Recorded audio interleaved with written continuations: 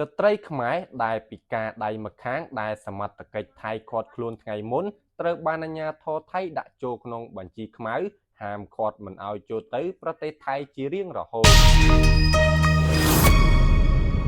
ស្ត្រីខ្មែរដែលពិការដៃម្ខាងដែលសមត្ថកិច្ចថៃឃាត់ខ្លួនរយៈពេល2យប់ដោយចោទប្រកាន់ថាចូលទៅប្រទេសថៃដោយខុសច្បាប់ត្រូវបានអាជ្ញាធរថៃដាក់ក្នុងបញ្ជីខ្មៅហាមឃាត់មិនឲ្យចូលទៅប្រទេសថៃជារៀងរហូតនាពេលអនាគតនេះបើយោងតាមការផ្សាយចេញពីកាសែត The Nation របស់ប្រទេសថៃ The Nation ចុះផ្សាយថាអ្នកស្រីក៏ត្រូវបានដាក់ឈ្មោះចូលក្នុងបញ្ជីខ្មៅ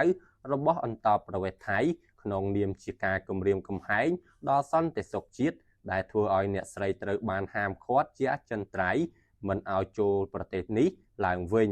នៅថ្ងៃទី27មិថុនាអ្នកស្រីនិងមនុស្សជាច្រើនទៀតត្រូវបានសមត្ថកិច្ចថៃដឹកតាមឡានបញ្ជូនចេញទៅកម្ពុជាវិញហើយអ្នកស្រីថ្លែងថា